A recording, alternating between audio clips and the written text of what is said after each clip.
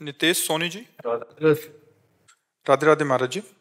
महाराज जी, इन्होंने लिखा है कि एक जिम ट्रेनर है महाराज जी, मतलब जिम में ट्रेनिंग देते हैं और बच्चों को जिम का सिखाते हैं कैसे व्यायाम करना है। महाराज जी, इनका प्रश्न है कि आहार में देसी खाने को छोड़कर महाराज जी आजकल बच्चे कृत्रिम खाने की ओर भाग रहे हैं। युवाओं को कैसे प्रेरित करूं कि वो देसी खाने की कीमत समझें और उसे अपनाएं?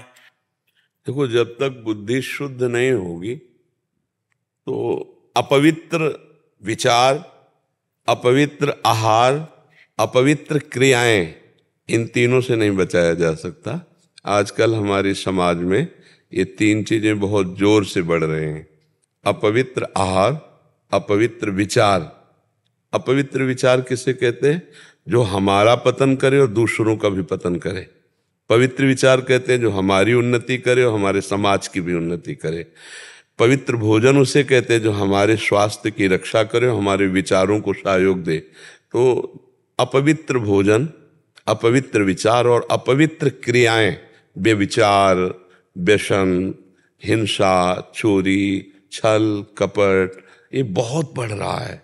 इस बिना बुद्धि को शुद्ध हुए, बुद्धि ड्राइवर है, शरीर एक रथ है, इंद्रियां इसके घोड़े हैं, मन इसकी लगाम है और बुद्धि सारथी है जिसे ड्राइवर कहते हैं, और जीव इसमें बैठने वाला रथी है।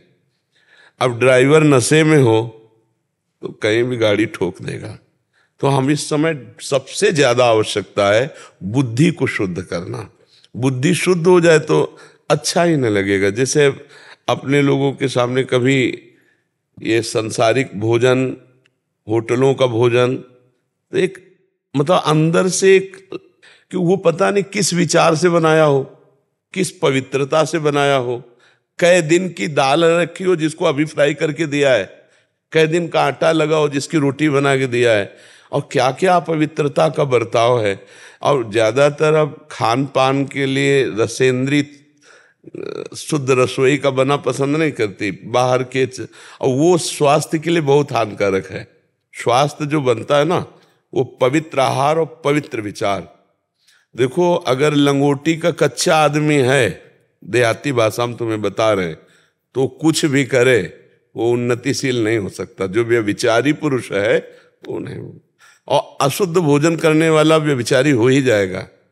तो लोगों की मान्यता है कि हम जैसे मांस खा करके, अंडा खा करके या ऐसे और आहार करके हम अपने शरीर को बलवान कर सकते हैं। नहीं, सात्विक और भजन बल का जो आत्मबल है, आत्मशक्ति है, उसमें बड़ा बल होता है। ब्रह्मचर्य, संयम और सात्विक भोजन में जो बल है वो गंदे भोजन में बल नहीं है। दूसरे जीवों की हिंसा करके आप अपने शरीर को पुष्ट कर रहे हैं तो आप आत्मबलहीन हो रहे हैं। शरीर बल भले आपका बड़ा दिखाई दे, और आत्मबल ना होने के कारण आप काम विजयी नहीं हो सकते, आप क्रोध विजयी नहीं हो सकते, आप अहंकार विजयी नहीं हो सकते। फिर आपके पास बचा क्या? आपका नाश करने के लिए आपका दुश्मन आपके अंदर ही बैठा है। काम, क्रोध, लोभ, मोह, मद, मत्सर, ये आपको ढेर कर देगा, कहीं न कहीं आपको नष्ट कर देगा। तो अगर बुद्धि शुद्ध हो तो आहार शुद्ध हो, आहार शुद्ध हो तो विचार शुद्ध हो, और विचार शुद्ध हो तो क्रियाएं शुद्ध हो। एक ये जो स्वास्थ्य है ना, एक ये सन्यासी की तरह जीवन होता है, इसमें बड़ा पवित्र जीवन जिया। अब तो केवल प्रदर्शन रह गया है, नहीं तो हमारे गांव में 10-20 लोग ऐसे होते थे जो तो सब मठा पीने वाले, रोटी और घी और दाल खाने वाले होते थे। ये तो अशुद्ध पदार्थ तो अब तो चल गया बहुत। अब तो जिसको देखो मैगी और पिज्जा और बर्गर और सैंडविच, अब यही भोजन रह गया, ले रह गया, यही रह गया, यही भोजन रह गया है। तो अब इससे कोई स्वास्थ्य तो बनने वाला नहीं, इससे लीवर भी खराब होगा, इससे आपके यंत्र पाचन तंत्रों पर बड़ा प्रभाव पड़ेगा। तो आप कृपा करके उनको सत्संग सुनाइए, सदुपदेश, जिससे उनकी बुद्धि बदले। नहीं महाराज, कुछ दिनों से मैंने एक अध्याय शुरू किए हुए हैं। तो दूसरा बात, कुछ 1 साल पहले चना पाउडर का मैंने एक रेसिपी बताया था, तो उस रेसिपी को 100 करोड़ लोगों ने सुना था पूरे विश्व में। सत्तू, जो 50 ग्राम चना पाउडर को मिक्स करके 2 खजूर, 1 केला और 5 ग्राम देसी गुड़, जिनके भी शरीर में कमजोरी रहती है, मेरा बहुत जोरों से विरोध हुआ था। कुछ जो सप्लीमेंट बेचते हैं उनके काम बंद हो गए। आजकल जिम वगैरह में महाराज जी लोग सप्लीमेंट पाते हैं जिससे मतलब वो जल्दी बॉडी तो बनता पर है वो but नुकसानदायक शरीर को है, बहुत नुकसानदायक है। और उसके अलावा एक बताया था कि आप इसको यूज कीजिए क्योंकि घर पे बनता है, सस्ता पड़ता है। तो मैं यही चाहता हूँ बच्चों को कि ये चीज वो सीखें, जमीन से जुड़े। बिल्कुल बिल्कुल बिल्कुल बिल्कुल। जैसे ये चना है ना, देहाती आदमी का जो शरीर पुष्ट होता था ना, चना की रोटी और 1.5 लीटर 2 लीटर मठा, मठा में बहुत उधर। हाँ, ये चीजें जो है ना, मोटी रोटी बढ़िया चूल्हे की सिकी हुई और मठा तो शरीर में, तो ये तो बहुत सुंदर बात है। ये जो पाउडर से शरीर फूलता है, ये फिर नुकसान भी करता है, ये आगे चलकर आपको रोगी कर देगा। आप सात्विक और आयुर्वेद से जानकारी करके नौजवानों को पुष्ट होने के लिए, उनका ब्रह्मचर्य भी पुष्ट हो, उनके दिमाग की जो सोच है वो थोड़ा पवित्र होनी चाहिए। महाराज जी ये एक और लिख रहे हैं कि आजकल के युवाओं को ये कैसे पता चले कि जिस व्यक्ति से प्रभावित हो रहे हैं उसके रास्ते पे वो चलें, वो सही है गलत, मतलब व्यक्ति सही है गलत, वो आजकल क्या वैसे हम बताएं, हाँ वैसे हम बताएं, इसके लिए तस्मा शास्त्रम प्रमाणम ते कार्याकार्यो व्यवस्थित हो। जैसे कोई कहे कि हम पीएचडी पढ़े हैं, तो कुछ पीएचडी के सूत्र हैं, उनसे जानकारी हो जाएगी कि ये ढोंगा ही मार रहा है कि पीएचडी पढ़े हैं। ऐसे ही हमारे शास्त्रों में वर्णन किया गया है कि जो भगवत प्राप्त पुरुष है, जिसके आंख मूंद कर बात मान लेने पर हमारा मंगल ही होगा, चाहे वो गृहस्थ हो चाहे वो विरक्त हो, तो शास्त्रीय लक्षण लिखे हुए, निर्माण अमोहा जित संग दोषा अध्यात्म नित्या विनिवृत्त कामा द्वंद्वैर विमुक्ता सुख दुख संगई गच्छन्त्य मूढ़ा पद्मभ्यम तत्। जो भगवत प्राप्त महापुरुष है उसी की बात मानने से हमारा परम कल्याण होगा। पहला लक्षण, जिसमें मान प्रियता ना हो, सम्मान प्रियता, अपना नाम हो जाए, अपना यश फैल जाए, ये ना हो। दूसरा, जिसमें अपने परिवार और अपने शरीर का मोह ना हो। जित संग दोषा, कैसी भी परिस्थिति सामने आ जाए, कोई माता बहन कुछ भी कहे, वो कभी अपने धर्म से डिगे ना, अपनी स्थिति में, अर्थात अपने प्रभाव का भोग ना करे। जो प्रभाव से आप हमसे प्रभावित हुए तो हम आपसे कुछ शोषण वृत्ति ना रखें, आपका मंगल चाहें।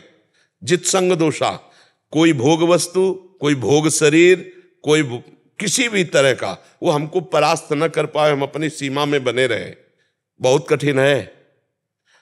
अध्यात्म नित्या, नित्य अपने भगवत स्वरूप में स्थित, और कोई भी कामना ना हो अपने सुख के लिए। जो हम उपदेश कर रहे हैं, जो हम चेष्टा कर रहे हैं, वो समाज सुख के लिए हो, अपने सुख के लिए ना हो।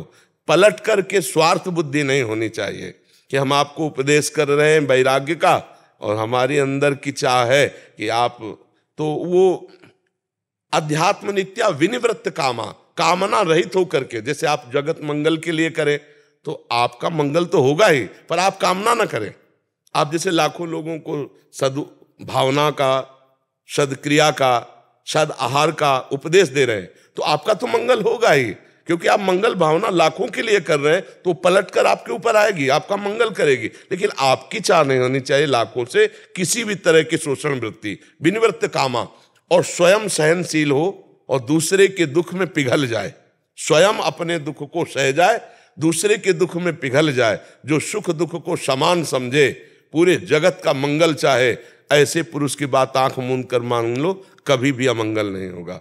और जहां दिखावटीपना है, जहां कहने के पीछे फिर कुछ और चाहे, वहां संभल करके, हाँ, हमारा विचार, हमारा चिंतन केवल जगत मंगल के लिए हो तो बात माननी है। और बात कह कुछ रहे हैं और इसके बाद हमारी कुछ मांगे हैं, तो उस बात का कोई रंग नहीं रहा, उस बात का कोई रंग।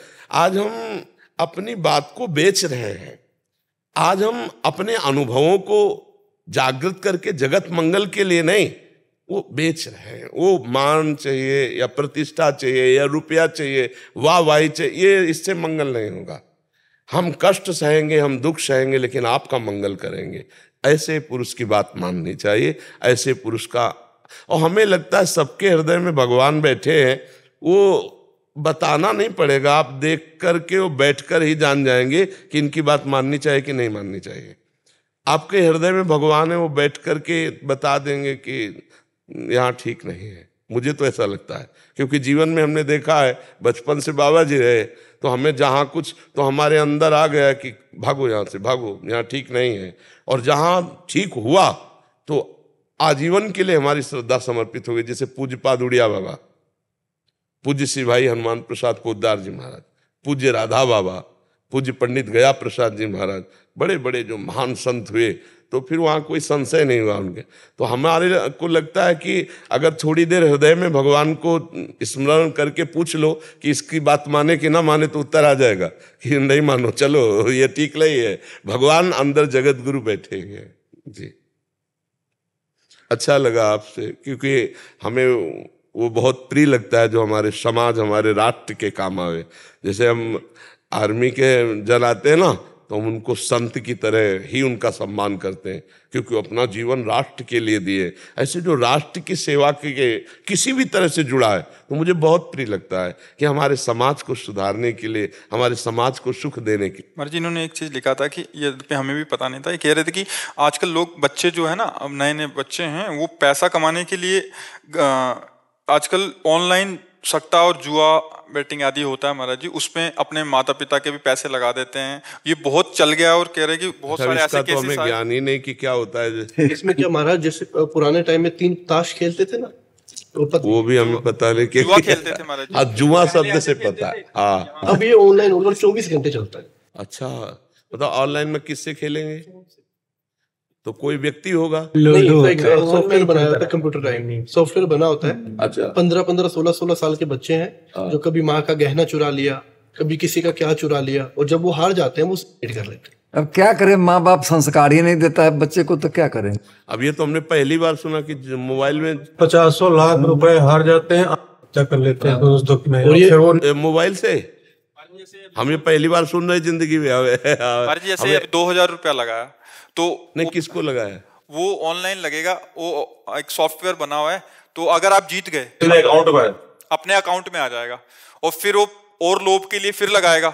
ऐसे करते करते करते उसने 1 लाख लगा दिया, अभी वो हार गया, अभी वो जो कमाया वो भी गया। मतलब तो हार गया तो पैसा चला जाएगा, पैसा क्या अपने आप चला जाएगा, बीच में कोई संपर्क नहीं है, कोई बात करने वाला नहीं, सिर्फ एक एप्लीकेशन है जहाँ को। तो बड़ा खतरनाक खेल है। और फिर उसके बाद बच्चा डिप्रेशन में आ जाता है, वो सुसाइड करता है। और हर 10वें दिन न्यूज में भी आ रही है कि एक बच्चे ने, 20 साल के बच्चे ने, 22 साल के बच्चे ने, 18 साल के बच्चे, प्रचार करता रहता है ना कि ये लगाओ जीतो, इतने जीतो। और आजकल इसका प्रचार इतना हो गया महाराज, जिसके भी फॉलोवर्स है ना, जैसे 10 लाख है, 15 लाख है, वो आ जाते हैं, वो दिखाते हैं कि देखो मैं जीत गया 10 लाख रुपए, मैं 5 लाख रुपए जीत। ये तो बहुत हानि की बात है।